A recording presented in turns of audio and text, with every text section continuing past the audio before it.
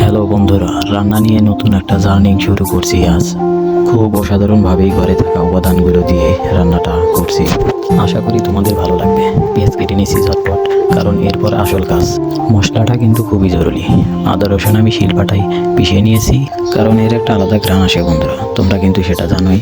অনেক আশা নিয়ে ভিডিওটা বানাচ্ছি বন্ধুরা, তোমাদের একটু সাপোর্ট পাবো বলে। চ্যানেলটা একটু সাবস্ক্রাইব করে দাও না বন্ধু, তোমাকেই বলছি একটু সাবস্ক্রাইব করে দাও। এই যে মশলাটা কষানো শেষ, তেলের উপর পেঁয়াজ আর লাল মরিচের গুঁড়ো দিয়ে গরুর তেলটা অলরেডি পাতিলের ভিতরে দিয়ে দিয়েছি। ও এই ঘ্রাণটা কিন্তু আমাকে রান্নার ফ্রেমে ফেলে দেয়।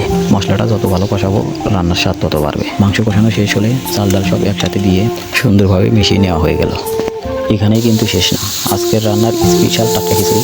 এবার আলুগুলো একটু ভেজে নেব। আলু রান্নার অন্যরকম একটা স্বাদ, তাই না? এবার গরুর তেলগুলো দিয়ে দিলাম। দেখো কত টাটকা মশলার সাথে তেলগুলো মিশিয়ে কিছুক্ষণ কষাতে হবে। একটু আনন্দ আর গর্বের সাথে একটু অপেক্ষা। কি অসাধারণ একটা রং এসেছে, তাই না বন্ধুরা? এবার প্লেটে সাজিয়ে সবার সামনে দেওয়ার পালা। হ্যাঁ, তোমাদের দাওয়াত রইল।